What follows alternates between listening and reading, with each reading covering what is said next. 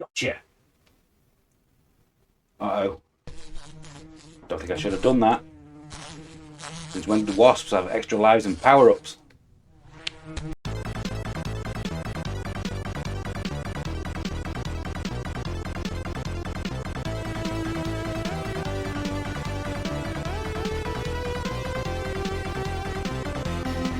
Hello everybody, welcome to the Re-Review, the series where I get to replay and reassess games from my favourite gaming era. I'm Brian, also known as UK Gen Zoidberg, and I've been playing Amiga games for well over 30 years now. In that time I've formed a lot of opinions, some of which you probably won't agree with, and I was lucky enough back in the day to share some of those opinions in the pages of both Games X and Amiga Action. In this series we take a look at one of the games from back then, see what the critical reception for it was at the time, and then see whether or not it stands up today. Sometimes, like today, those games are chosen by our channel VIP members, and in a vote between two classic Amiga shooters, the victor was Apidya, a game which was published by Playwright and developed by Kaiko in 1992.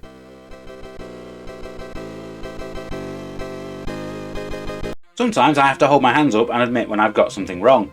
Before making this video, I had always assumed that Kaiko, the developer behind Apidya, were actually a Japanese company. Every single game that I know about from them features anime-style cutscenes and characters, options more akin to an arcade or console title, and a very Eastern sensibility. You should never judge a book by its cover though, which is a lesson that I've learned, as it actually turns out that the company is from Germany. They were founded in 1990 by musician Chris Hulsbeck, artist Frank Matzke, and programmer Peter Thierolf. The company's original name was Audios, which is actually an acronym for Art Under Design, Imaginations of Sound. The name Kaiko was originally a label for the company before taking over as the full name. Chris Hulsbeck is well known as a composer for some of the most memorable Commodore 64 and Amiga music. His game list include titles such as The Apprentice, Crossout and the Turrican series. Make any list of the best composers on the Amiga, as I did a couple of months ago, and you'll find that his name crops up a number of times. Kaiko's debut game was the addictive colour matching puzzle game Gem X, which came to the Commodore 64 in 1990, before being converted to 16-bit computers in 1991. This was swiftly followed in 1992 by Apidya. This side-scrolling shooter arrived around the same time as Team 17's Project X, and we'll discuss how that affected its critical reception in the next part of the video. Ironically, it would be Team 17 themselves who would re-release Apidya at budget price a couple of years later.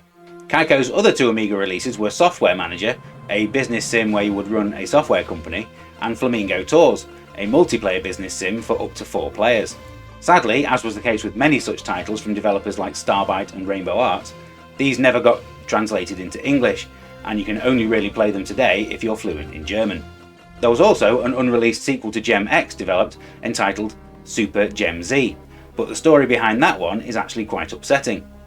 Whilst showing off the game at a computer fair in Cologne, the master copy of the game was actually stolen, and this led to the publisher, Software 2000, deciding to not release the game.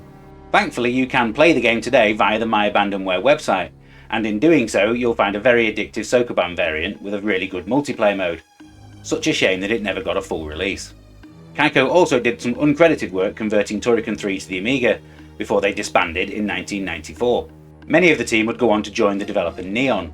For the Amiga they would produce Mr. Nuts Hopping Mad, a sequel to Ocean Software's Mr. Nuts, which had appeared on the Mega Drive and SNES. They also produced a number of licensed games for the Game Boy Color, but they're probably most well known for producing the PlayStation shooter Tunnel B1 and the PlayStation 2 platformer Legend of K. The Kaiko name would eventually resurface in 2015 with the release of the anniversary edition of Legend of K on modern consoles. Since then they've become a bit of a remastering specialist, working on the updated versions of Darksiders, Red Faction Guerrilla and Kingdoms of Amalur Reckoning. Now let's go back to 1992 and see what the critics thought of Apidya on its original release.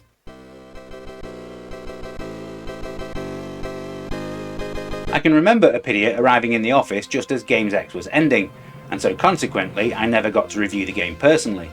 I played it a lot over in the Amiga Action office though, and eventually received a copy to play at home as well.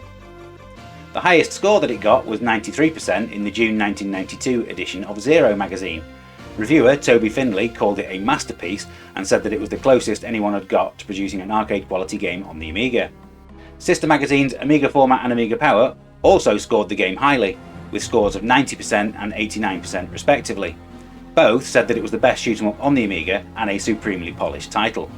The lowest score that it received came from the One Amiga, where Gary Whitta, yes, that Gary Whitta who wrote Rogue One, said that the graphics were a bit small and that it was difficult to see the enemies and bullets. It was, however, good enough to receive a score of 79%. In nearly all 6 instances, the game was reviewed in the same issue as Team 17's Project X, and I don't normally do this kind of direct comparison, but it's interesting to note that there was an even 50-50 split over which game the magazines preferred. From the 6 reviews that I found, it scored an average of 85.2%, earning both a Zero Hero award and a Format Gold. In the Amiga Action Super League, it placed at number 26, between Venus the Flytrap and Midnight Resistance. Now it's time for the playtest. Let's see how the game stands up today.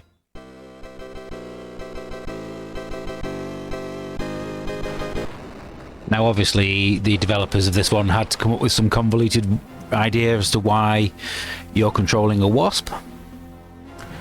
And apparently it's all to do with some evil wizard who's used black magic to almost kill your beloved.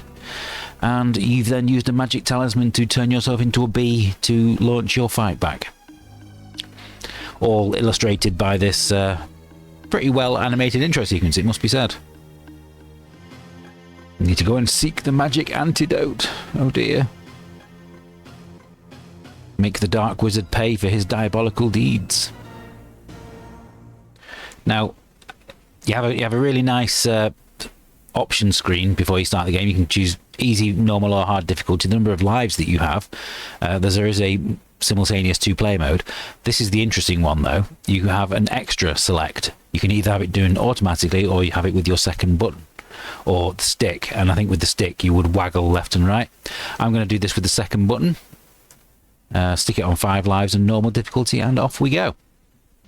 Now I am playing this with auto fire engaged because I don't feel like you actually gain anything by not having auto fire on. There is an R-type style power up where you can hold down the fire button to get a more powerful attack, but I don't think it actually really does anything for you.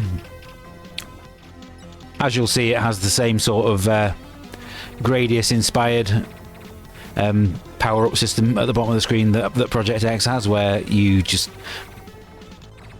pick up these flowers to make your way along, and then you just press the select button to activate the one that you want.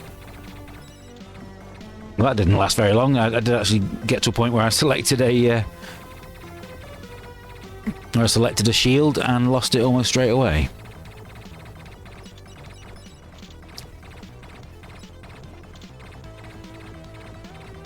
One thing I don't particularly like, I mean, the graphics are excellent as you can see, but you can actually fly into the floor. I feel like the game should actually stop you from moving before you get that far down.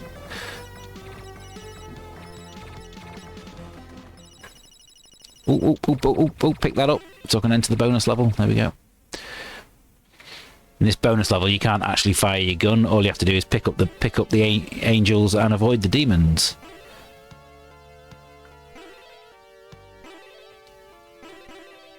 Some very nice parallax scrolling at the bottom there. There is a good selection of weapon power-ups that you can choose from. But I think there's an excellent level of detail in the backgrounds. I mean, there's a real Honey, I Shrunk the Kids element to it. Being all miniature critters at the bottom of a garden. Oh no, Dad. Fortunately, you don't lose too much power when you die. And it seems such a shame to kill this little mole. But he is firing fireballs at me, so maybe he should die. But this was released in an era when the Amiga was starting to get some serious competition from both the Mega Drive and the SNES. And so the kind of side-scrolling shooters that we used to get on the Amiga were starting to not really cut it anymore.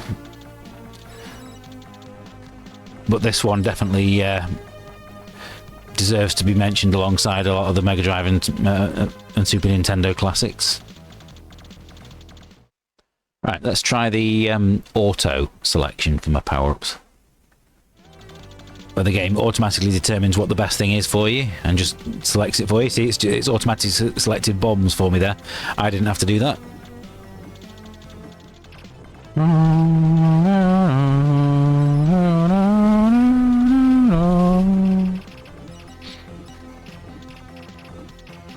The music really is superb on this. Interesting to note that the box art definitely says that you control a bee, but that certainly looks more like a wasp to me.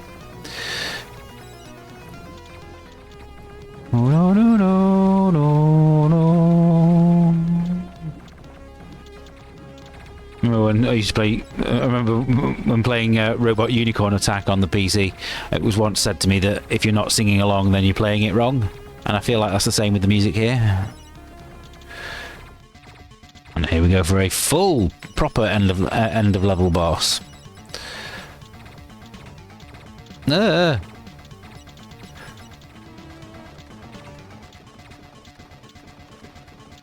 feel like I wouldn't have stood any chance whatsoever there if I'd not had maximum amount of power. I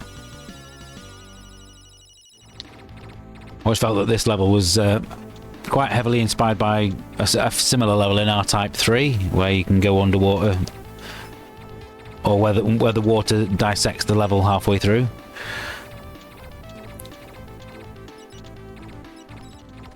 I'd be interested to know where you think the Chris Hulsbeck's soundtrack to this one ranks amongst his best work. I'd say this is right up there, but I think Turrican 2 is still the pinnacle for me. You definitely shouldn't be playing this game even on easy difficulty if you don't like a challenge.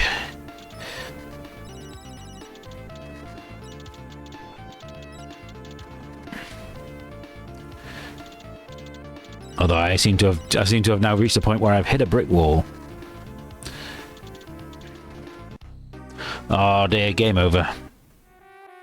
Please enter my name. No. Anyway, let's end the playtest there. I've got no idea why it's called Apidya 2 on the title screen there, but that's by the by. If anyone does have any idea, please do maybe drop me a line in the comments. Yeah, that's Apidya. Let's get on to the final summary and give the game a score.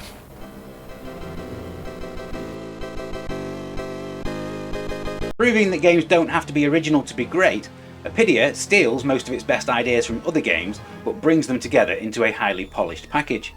It's also incredibly refreshing that instead of the usual spaceship in games like this, you're controlling a wasp, and that makes the game instantly memorable. The graphics throughout are excellent, with nicely detailed backdrops and sprites that don't stick out like a sore thumb. I had no problem at all seeing the bullets, although I will admit that some of the enemies were difficult to spot. I also found that using an auto-fire joystick made the game much more enjoyable in the long run.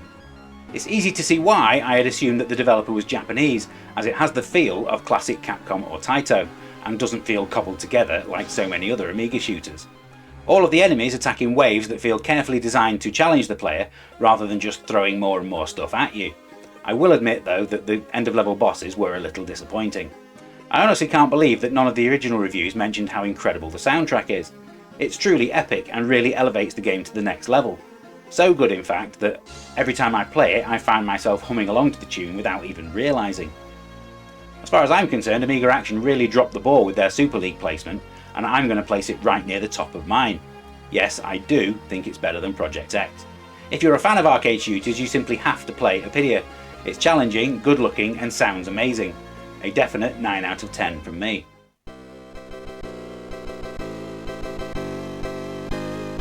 Thank you for watching this latest Members' Choice episode of the Re-Review.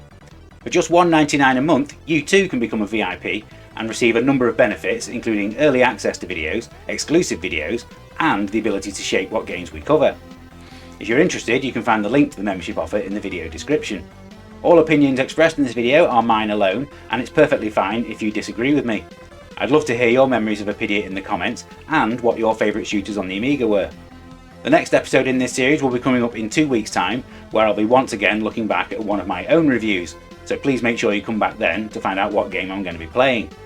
Next week I'll have the latest episode of Retro Game Super Leagues, where I'm going to be ranking all of the arcade puzzle games that I've played.